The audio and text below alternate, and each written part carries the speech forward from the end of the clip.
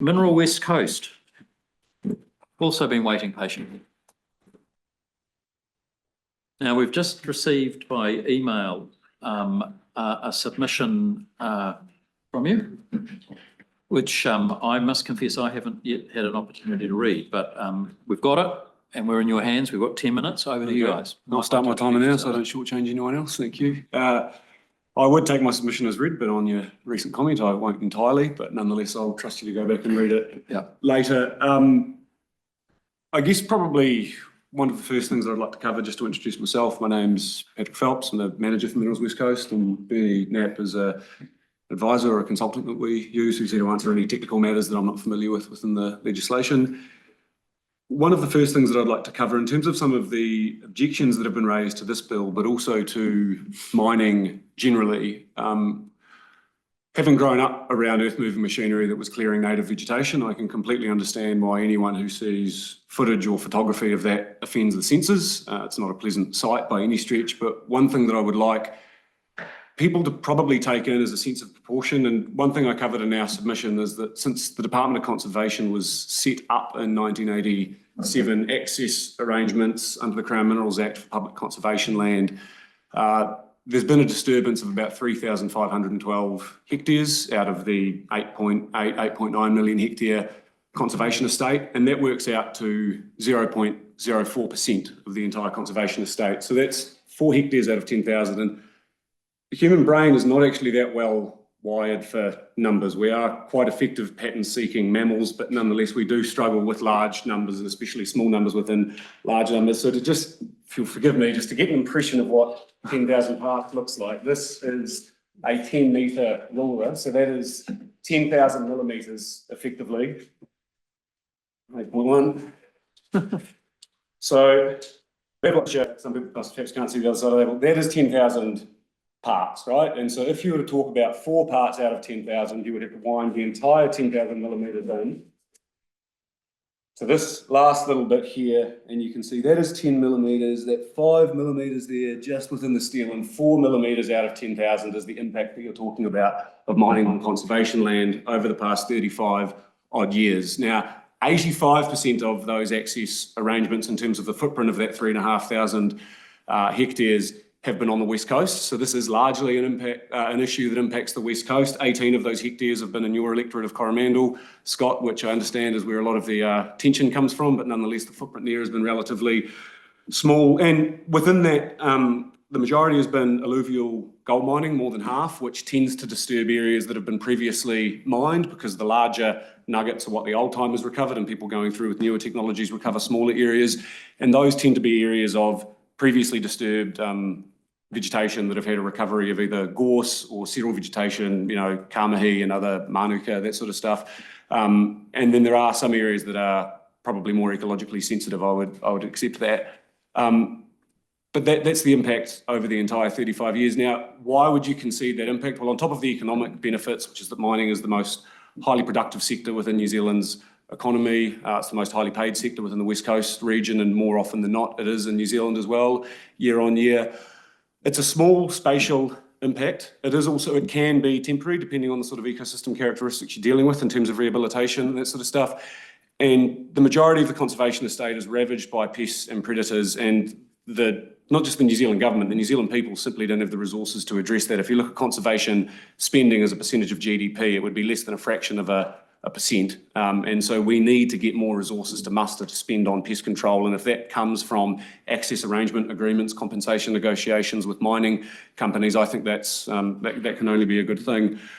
And in terms of some of the, I guess, issues that people have raised with this legislation, the regulatory regime that we've got that has evolved in New Zealand over the past 30 or 40 years, it has evolved. And I guess that's what I would stress. No one sat down and thought, oh, gee, it'd be great if there was a Wildlife Act in 1953 and a Conservation Act in 1987, a Reserve Act in 1977, Resource Management Act and Crown Minerals Act 1991, and they'll all just stitch in and dovetail together incredibly tidily, and it all makes sense.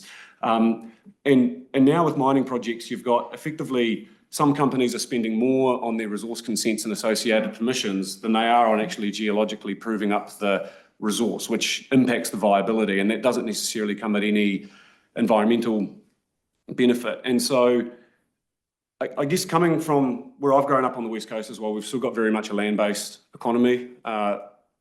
Primary production and manufacturing make up about 50% of our GDP. In New Zealand at large, it's only about 25%. So you're either making things directly off the land or you're processing them, which has intensive energy inputs.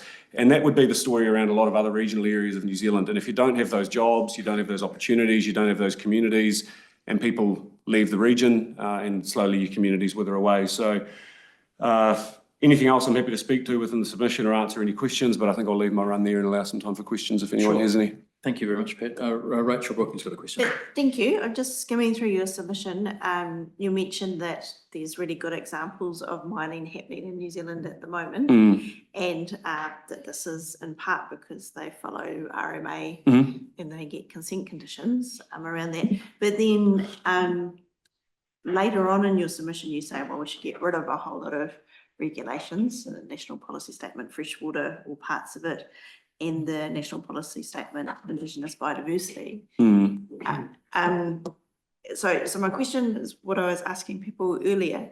Are you're expecting that anything that goes through the fast track would have conditions as they would now under if they're using that conditions attached. Yeah, I mean, that is, I understand, and I may be wrong in my reading of the proposed legislation, that is the role of the expert panels, is to attach those conditions. So, and that's what you'd expect. So you'd be fine if the bill was more explicit about that.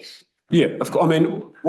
I mean, I think fast tracking is possibly not the best name, but I'm not here to give you branding advice. I think it's more of a consolidation of permissions than anything else. And so through the consenting process, through the access arrangement process, those conditions can be attached. I mean, anyone who's ever shared a flat and had to make peace with their flatmates in the living room knows what it's like to try and share a resource that people feel like they've publicly got a stake in. If you're accessing public land and you are managing that land on behalf of 5 million people who attach different values to that land, if you like, it is incumbent on you to do that in a way where the Crown, as the custodian of the land on behalf of the people, attaches conditions that they think would warrant you having the privilege of accessing that land for a mining development or a hydro development or anything else. That gives you some social license. Yes. Okay, Simon, you had a supplementary, did you? Yeah, very briefly. And then we'll go to Steve. Then So- I think we'll be about done. So Rachel identified that there are some things you'd like to see changed about the National Policy Statement of Freshwater and Indigenous Biodiversity. Could you just give us a run through, or maybe that's something more on Booty's wheelhouse? This is probably a bit of a glib answer, but both of those statements basically make mining unworkable in the context. I don't know if you Can we disagree with see me or more not. detail about what your concerns are around those? Yeah, with the biodiversity one, there is a consenting pathway in sensitive areas, but you've got to have national benefit and you've got to produce something that cannot be substituted by anybody else. That rules out practically every single mining activity you can think of. The trouble, I mean, one of the things about New Zealand is our biodiversity is very sensitive. Anywhere you go in the country, when you look at the definitions in the NPS and biodiversity as to what is significant or sensitive, the way I read it is would rule out practically everything. Mines, quarries. Freshwater, the coal mining provisions read to me very, very strangely because at the moment we import coal. We also produce coal. There are businesses who are transitioning away from coal. At the moment, every ton of coal in the ground has a buyer before it comes out. In other words, there's a supply-demand situation going on.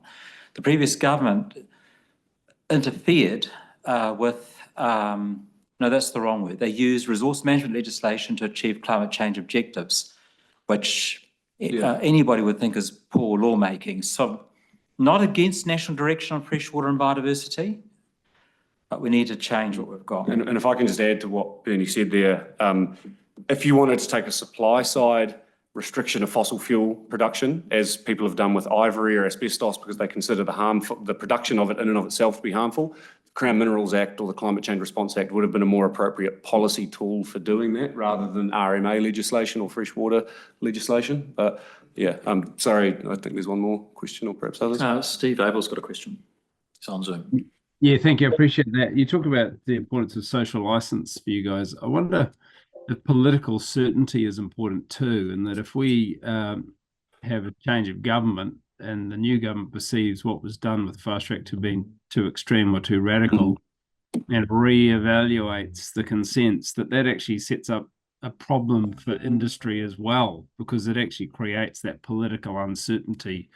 Whereas if we have a general trajectory that we can agree, I think we probably all can agree that a one-stop shop has a certain sensibility to it. But is that a risk for you as well, that if it's a really radical piece of legislation, as this one currently is, it may well get undone by a new government, and that's not very helpful for industry? Yeah, I mean, mining is effectively the business of uncertainty. You have no certainty as to whether or not the resource is going to be in the ground. You have no certainty as to what the recovery costs are, and it's the exercise of proving up a resource and then economically recovering it. So the policy environment is one aspect of many among uncertainty, and certainty is what you would prefer. But if the certainty is you should certainly shift all of your staff and assets to Australia, that's not the certainty that the industry would like either. So. And on that note, we need to conclude Yep, thank you because very the much for your time time. is up. But look, can I thank you both for making time and making the submission available. We've got the material now Yep, and thank you we'll very read much. it in due course. Thanks very much. Thank you. Good session. Mr Chair, I'm expecting Paranji.